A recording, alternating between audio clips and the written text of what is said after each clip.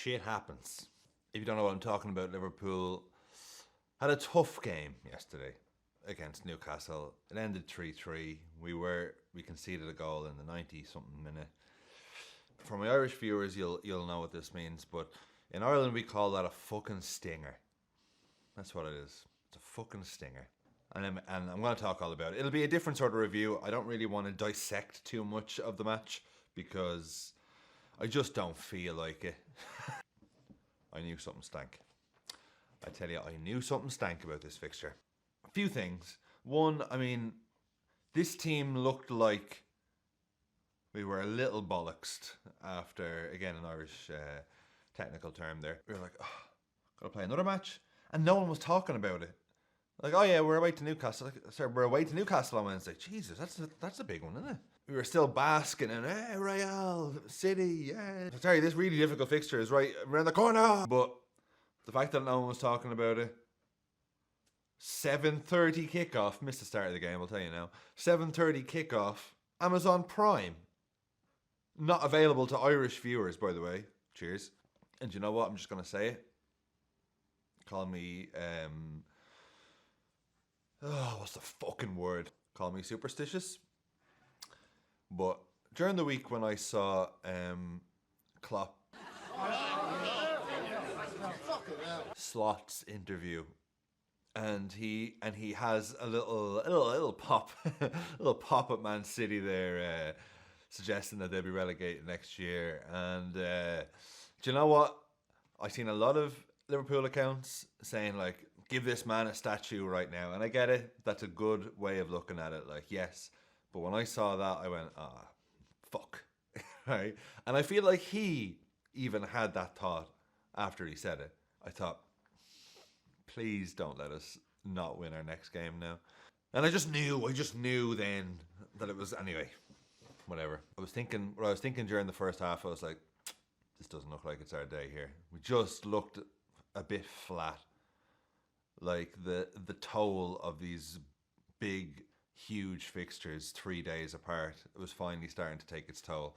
So look, honestly, the match itself is quite deflating and I don't really feel like dissecting every little moment, but I would like to talk about it as a whole.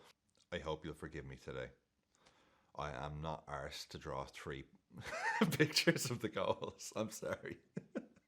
Because it don't mean anything to me now. Because we drew. You understand? Alright? A few things. One, loved Curtis Jones' goal. I loved all our goals. But Curtis Jones scores the dream killer goal. One of my favourite aesthetically pleasing goals, where players running onto it at pace ideally, which he was, fires it into the roof of the net and keeps running away without breaking stride. So, loved that. And let me tell you, this sums up the game for me, right? So I told you, I missed the first few minutes. That was my fault. I was just late home. Thought the match started at 8, like any normal game would. For Salah's first goal, our second goal, to equalise, literally, Trent plays the ball to Salah. Salah's leg is cocked back, and my TV screen just goes off. And I'm like, ah! And it was legit Sky Go. Like, it wasn't a dodgy stream or something like that, because they showed it on Premier Sports. But I was like, ah! And then I'm trying to get it back. I come back and see him like, yeah. I'm like, so that was bittersweet. I'm like, yes, fuck's sake, what happened there? But yes, great though. And then when Salah got the third, honestly, like, this is the frustrating thing. So, second goal, it's a washout. Couldn't really enjoy it properly. Then the third goal, and Salah, at this point with Salah, I'm just like, oh my fucking God, this guy is in the form of his life. The stats this man is putting up this year, I mean, incredible. But the problem is that we needed him to do that. Do you know?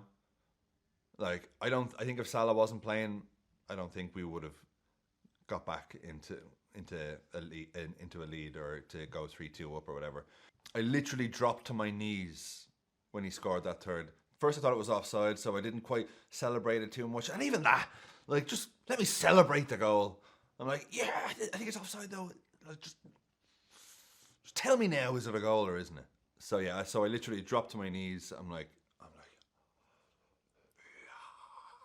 yes. My daughter was there on the laptop. Just been like, what are you doing? I'm showing respect to the king. That's what I'm doing. Bloody kid. But anyway, it looked... I hate even talking about it. I'm hating this. I'm hating revisiting this. This one's all over the place. I'm sorry. If I can just interrupt this video for a sec to let you know that I've got some new merch. There's a big GAC t-shirt in the store, link below. And there's also a Liverpool, you son of a bitch mug in the link below as well. And according to the website, if you want to ensure delivery before Christmas, I think you need to order it by Friday, so by tomorrow. Hey, no pressure, you don't have to do anything, especially not after a result like that. But if you're thinking about it, or if you're looking to get something for Christmas, I think Friday the 6th is the cutoff. So if you're planning on getting something for that special someone, this week might be the week to order. If not, don't worry about it. I've ordered myself a big GAC sample, so I can't show you the actual quality, but I think this picture really shows what I will look like in it once it arrives. And if I can ask you, hat in hand, to kindly subscribe, that would be great, because I still have a copyright strike, which ends on Christmas Day. But in the meantime, just to ensure my video keeps popping up for you, please subscribe. Anyway, back to now, let's talk about Kelleher. And I'll talk about other players too after this, but I want to at least get the big moments out of the way so I can talk about what it means. Do you know, it's that timing thing again. If they'd have scored their third goal in the 60th minute, we'd be like, fair draw. Probably could have done more to win. But the fact that it happens the last thing of the game, after we'd just gone ahead. But Kelleher makes, and I told him to his face, bonehead decision to just leave it. Just leave it. I'm just going to leave that. And they creep around the back post. It's a decent finish, to be fair. But you know what? And at the time, I just went, oh no. It's really unfortunate, because he's been so perfect pretty much for us. And I can tell you from personal experience, he's absolutely devastated. And I said, Big Keeve, I mean, you've bailed us out here, you've bailed us out there. He said, Andy, shut the fuck up, will you? But to be honest, Kelleher has more than enough goodwill in the bank for this hefty withdrawal. Do you know what I mean? The man, I mean, what sort of fans would we be if we turned on him now? But anyway, if I can separate myself from how it happened to what it means, right? So that's how it happened. Now, what it means, or how I'm internalizing it, it will be, I think it was actually quite a good reality check or wake-up call, without being a disastrous result. You'd say 3-3 away at St. James's on a mental Wednesday night 7:30 kickoff. I'd be like, okay, fair enough. Imagine back in August, someone shows us a little snapshot of us in December. Oh, what are you so annoyed for? Like, we're only 7 points clear at the top. Sorry, the top of the league? Huh. You're fucking joking. We drew against Newcastle there, though. So what's our tally or whatever?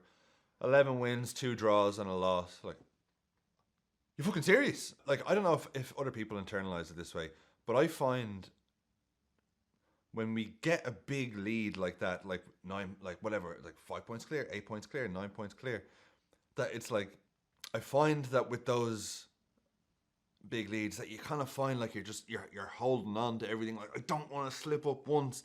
It's like when you're up so high, you kind of worry about falling down. You're like, ugh. I think this was enough for us to be like, all right, a loss to City would have really stung. A draw away at Newcastle, it's fair enough. It's shit how it happened, because we had the game. No, sorry, I'm over here. Because we had the game. But if I'm talking about what it means, grand. Fine. Stings at the time, but fine. And the sweet is never as sweet without the sour. You don't want to just win constantly. Who wants that? I want to talk a bit about Darwin as well. Didn't have a good game, did he? It's one of the first times in a long time where I found myself going, good. I think Darwin's form has dipped in the past few weeks. And it kills me to say it, but I would possibly go for a Diaz, Gakpo, Salah front three.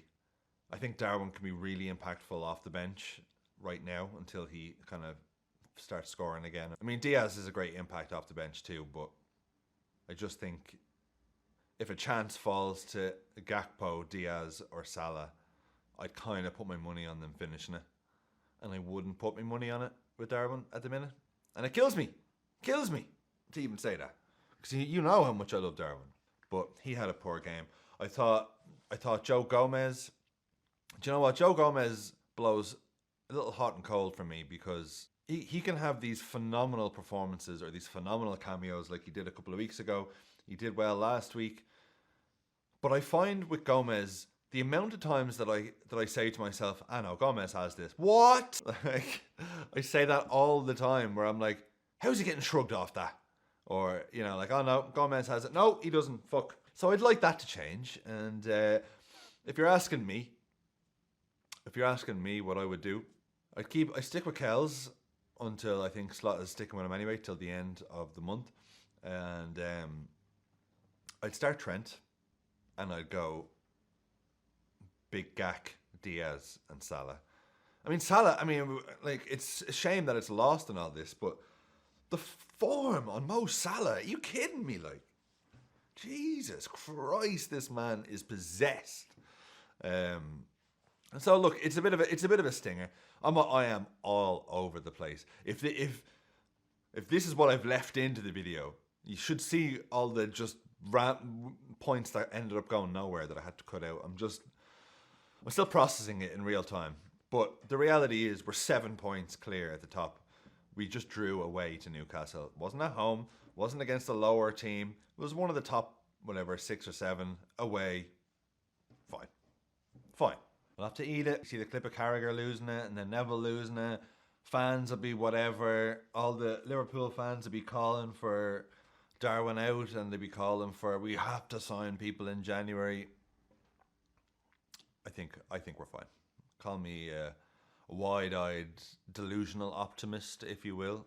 But things are going pretty well. So I'm not going to, like, we're one thought process away from winning that game. And then we wouldn't be talking about that, and we wouldn't be talking about new players, we wouldn't be talking about this or that. It was just, shit happens. Anyway, enough of this weird fixture energy. What have we got coming up next? Oh, another away game, 12:30 Saturday. Merseyside Derby. We should win it. A perfect opportunity to quickly get back on track. And just like any game where we don't win, I am literally counting the hours until we can play again, so I can feel good again. Anyway, look, I don't know if this helped you at all. This is just me processing it in real time. Anyway, fuck it, shit happens. We'll dust ourselves off and we'll fucking give it to those Evertonians. Have a solid week, and I'll see you next week.